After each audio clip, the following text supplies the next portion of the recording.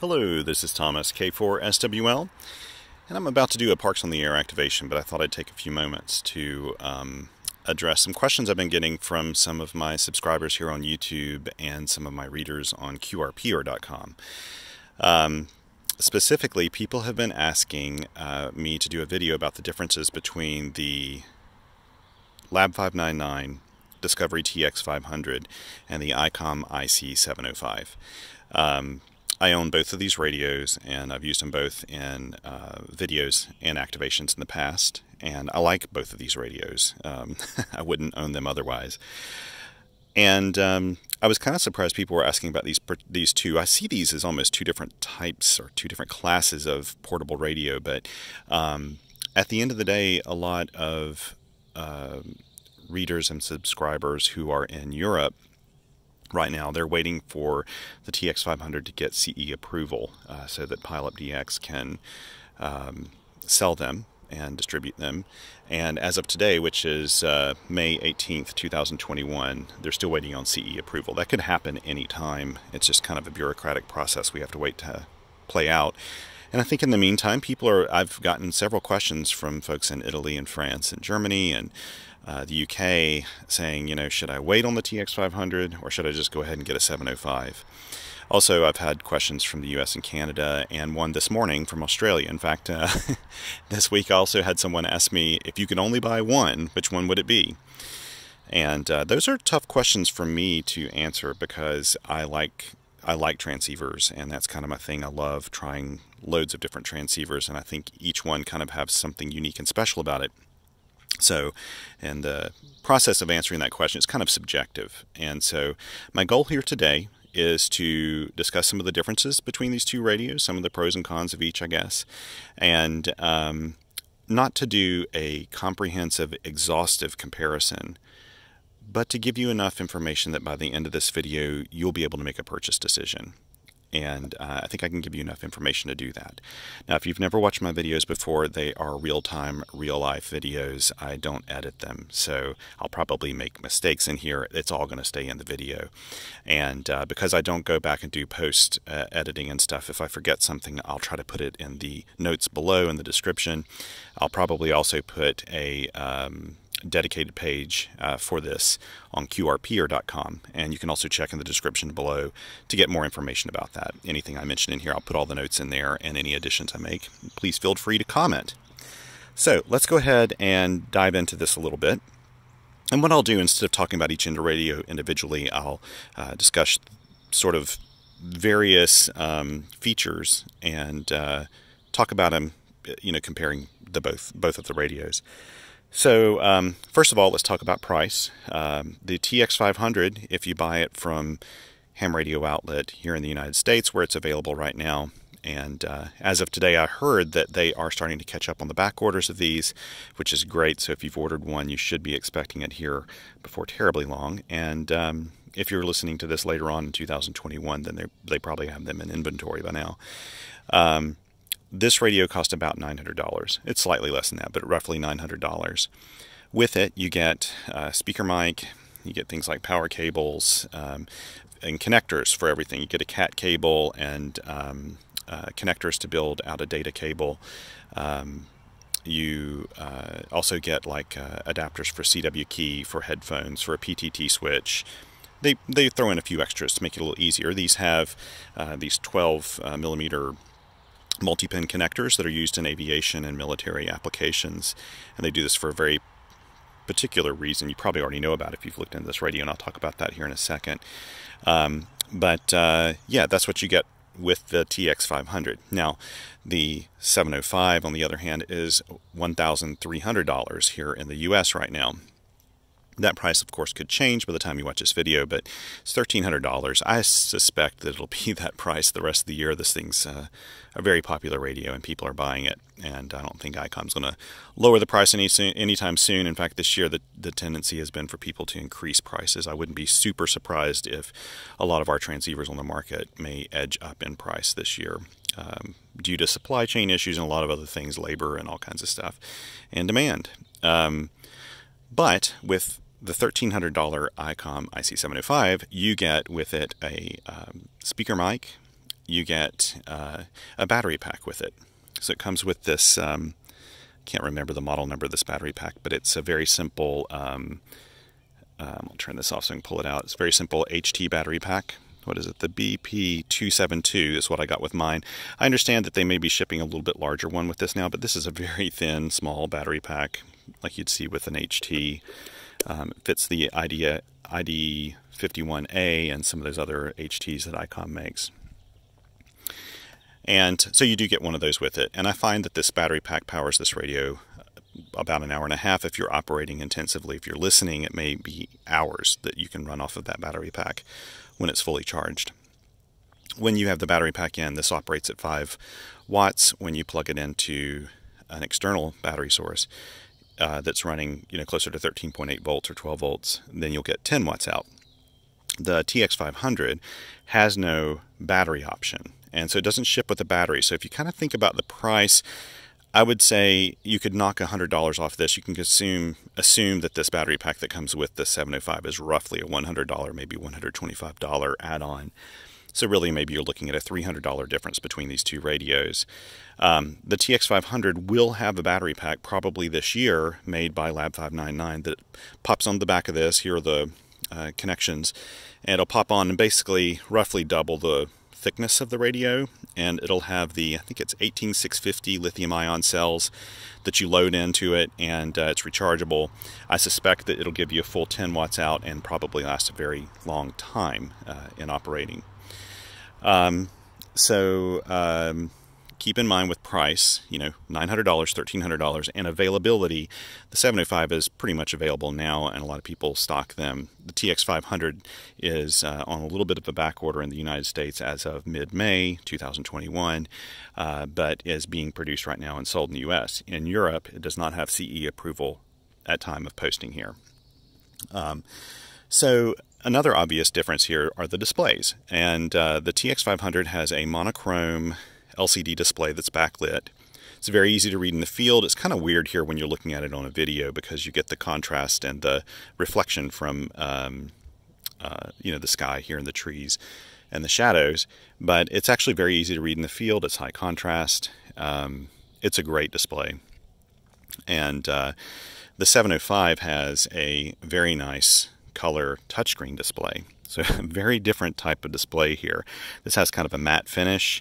Both of these are easy to read in the field. I was very impressed with how easy this is to read in the field. That was one of my concerns before the 705 was released, is how easy it'd be to read in direct sunlight and that sort of thing. It's very easy to read. So both of these have nice displays. Of course, this one's color and normally has a spectrum display here. I don't have these hooked up to antennas, so you won't see a waterfall or spectrum on either one of these. But both of them actually have a spectrum display. The TX-500 has a spectrum display that shows up here. It's only spectrum, though, so you only see the live spectrum. The 705 actually has a spectrum scope and a waterfall, so you can actually see what the spectrum looks like over time with the waterfall. And you can configure this display a number of different ways. You can have an audio scope. You can have meters. If you want to see meters, you can have the spectrum display. You can make the you can change the size of the frequency display, giving more priority to the spectrum scope. There are a lot of different ways you can configure the 705. Really, the TX-500 is what it is here. You can make some small, minor adjustments to how the spectrum looks, but really it's kind of a fixed display, kind of a more traditional look, yet a very cool. I really do like the spectrum display on the TX-500. Other thing to keep in mind are the controls. The TX-500 has buttons and knobs for everything. They're very nice, and it's very ergonomic. I like this radio for that. There are some menus that you push like through the bottom here that you change out the menu settings for each one of the buttons, and that maybe takes a little bit of getting to know as you move through it, but it's very easy to do in the field, very simple. Nothing's really buried, which is really nice, and all the important things are up front and easy to get to. It has a nice encoder, AF gain and RIT, and there's an RF gain control in here as well, noise blanker, noise filters, a notch filter, all those things. And you can easily change the step speed, and it has dynamic tuning. 705 very similar, but a lot of the controls on the 705 are on the screen. So like when you want to change frequency, you can actually change, between bands by touching the display. There's more to go into than I almost can with the 705 and how you use it. But basically, it has a very intuitive touchscreen display, and that's mostly how you get around on it. Though there are buttons here that you can program to do certain things, and that's nice as well. But this one's kind of more of a traditional radio, in that you have some menus that are that you access from the screen, but it's mostly buttons and knobs. This one's mostly touchscreen. Now, one really, really big difference here between these two radios is the TX-500 is it's CNC machined aluminum, and it is incredibly solid, and this is an anodized finish that's on it, so it's extremely durable. It should be able to take scrapes and hits and everything really well. This radio, I don't worry about it at all. If it falls or something, I think I could stand on this and it probably wouldn't hurt the radio. It's very, very nicely done and very rugged. It's also sealed so that around the encoder and the knobs and the buttons, everything's sealed so that it's weatherproof. If it started raining, which it's actually thinking about doing right now, it looks like, I'm not worried about the transceiver. The TX-500 will be fine in the rain. It'll be fine if you're in a snowy conditions and snow gets on it and it starts to melt when the radio's a little warm. You're fine in those conditions. I wouldn't immerse it in water. I wouldn't, submerge the thing. It's not designed for that. Things like the antenna port are not designed for that type of water penetration. So always keep that in mind. These aren't designed for underwater use, of course, but it is weather resistant and water resistant, and that's not something we've seen in a portable transceiver before. The 705 has a very nice quality build. I like it. It has these really cool attachment points on the bottom for putting on things to mount it. You can put a little tripod underneath it. That's a regular standard tripod mount, and these are two very standard mounts as well that you can use. It's really nicely done, but it is plastic. This is a durable plastic, but it's plastic. And you can see little scrapes and scratches I've gotten all over this. And, it has seals that pop up. I mean, that's all very nice, but it's not weatherproof. It's not designed to be weatherproof. It has a really nice, it all feels of really good quality, especially around the battery. You can really feel where it's sealed around there and everything, but it's not weatherproof like the TX-500. And I've got to admit, if this falls off of a rock during a SOTA activation, I'm going to panic a little bit because I'm going to be very concerned about the screen getting busted, which would essentially make the radio pretty much useless because most of the controls are on the screen. Whereas the TX-500, I'm just way less concerned about it. It weighs less than the 705, so if it falls, gravity's not doing as big a number on it when it hits something as well. But this is way more ruggedized, and this feels like a military radio. The 705 is nice, and it's pretty darn rugged for a portable radio, but nowhere near what the TX-500 is. They're just not in the same class. They weren't designed to do the same things. This was designed to be rugged. This one's designed to be a full-featured multi-mode radio.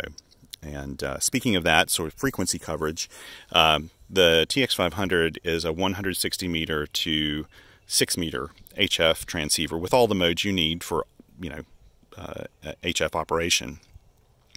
The Icom IC-705 is a 160 meter to 6 meter radio with 2 meters and 70 centimeters. So it does VHF, UHF, and it does all the modes in VHF, UHF, and it has high stability in those modes, and it also offers D-Star. So, I mean, this is like one of the things about the 705. It has a very rich feature set. It's such a deep feature set that it's hard to even review all of it probably in one video. This is the most feature-rich portable radio on the market right now, without a doubt, is the 705. And that's something to keep in mind. It also has wideband reception. Now, the Discovery TX-500 has wonderful general coverage receiver from, I think, 500 kilohertz up, and that's fantastic, but it kind of is limited to HF and 6 meters, whereas this one, the 705, you can pick up the FM broadcast band, aviation bands, and a lot of things in between. NOAA weather radio you can do on this natively.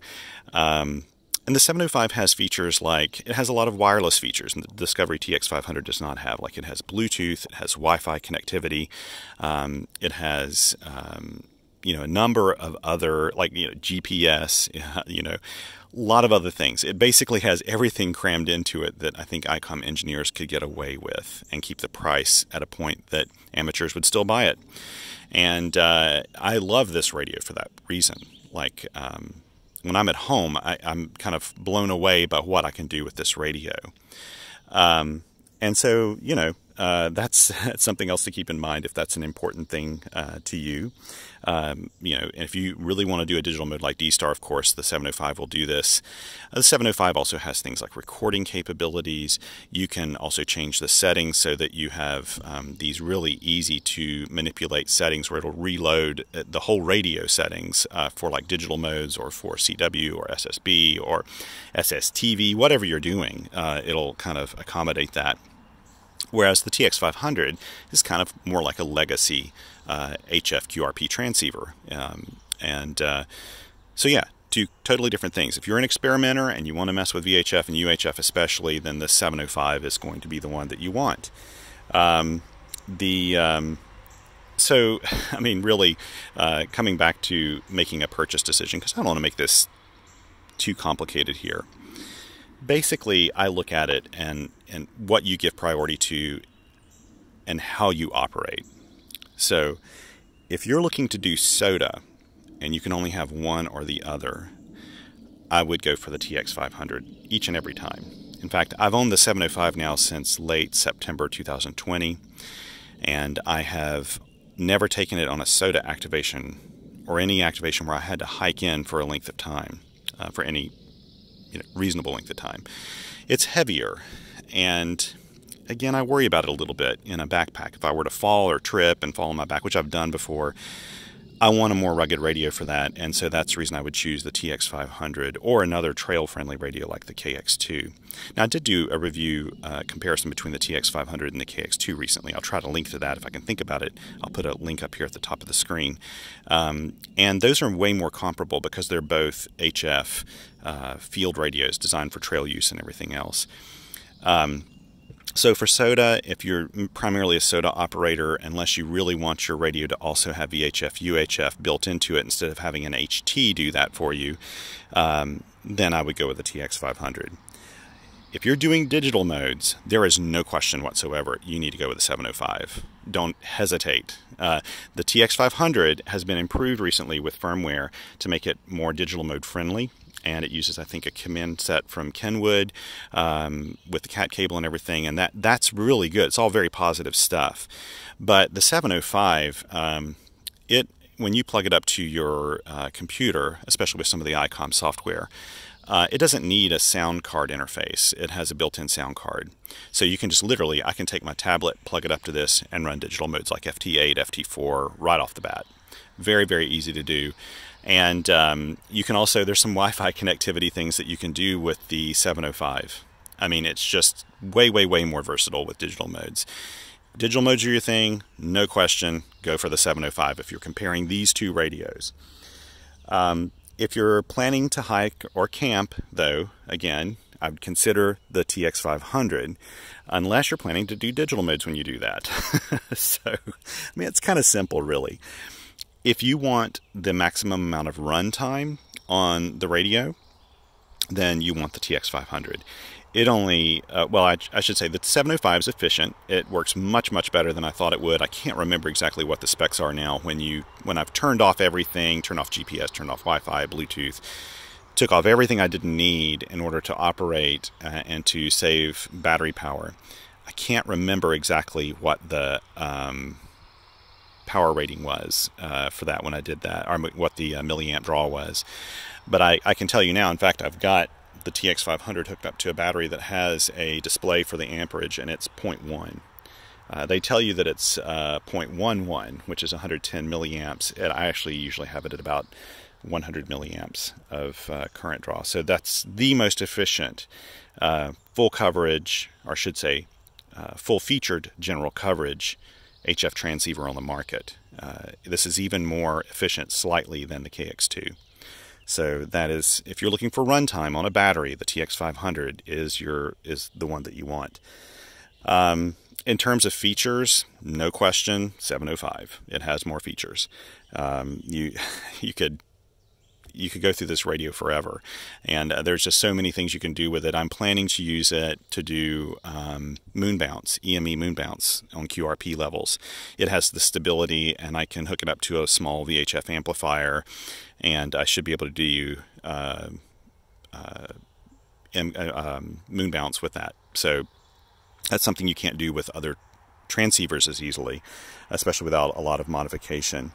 The TX-500 is just more like a traditional kind of legacy single sideband CW radio, and it works really well for those things. And the Icom IC-705 is more like, if you're looking at cars, I think this is kind of like a really small, it's like an off-road ready Toyota Land Cruiser or something, and this is more like a Tesla or something. It has all the features, all the wireless connectivity and things that you would expect and want in a modern 2021 QRP radio. But both of these do a fantastic job, and frankly, you can do SOTA with this, no problem. People do it all the time. You can stretch this one to do plenty of digital modes. They both can do features that others excel at. You can make these do about anything other than you can't make this do VHF, UHF. Don't fret too much over that, but I would go with the radio that is designed around your particular operating style. If it's rugged portability, TX-500. If you want something full-featured that can do a million different things, in fact, probably you'll never even be able to do all the features it can, get the 705. They're both great. And I should also say that the TX-500 doesn't have a built-in speaker. That's one of the reasons it ships with a speaker mic. They do that to help with water penetration and that sort of thing. The 705 has an excellent built-in speaker, and it also has a speaker mic, but I prefer the built-in front-facing speaker. It sounds like a mobile radio would sound. It's not rich, deep audio, but it's perfect for CW and single sideband. That's another big benefit of this radio. Anyway, I'm sure I've missed some things, but hopefully this has kind of given you an idea of what to think about in terms of both of these radios. And if you got any questions, feel free to put them in the comments section. I'd be happy to answer what I can. If you're looking for videos of these two radios in operation, I've got plenty of them out there on YouTube already. Just check out my channel. And thank you so much for watching. And if you like this sort of thing, feel free to subscribe. I have no ads in my videos or anything like that. If you want to support what I'm doing, I do have a Patreon page and a PayPal page, and I've got links to those in the description below. But if you're saving up for your, an HF transceiver or something, you don't have to support me. Just do it if you feel like it, and I appreciate it. Thank you, and 7 3s.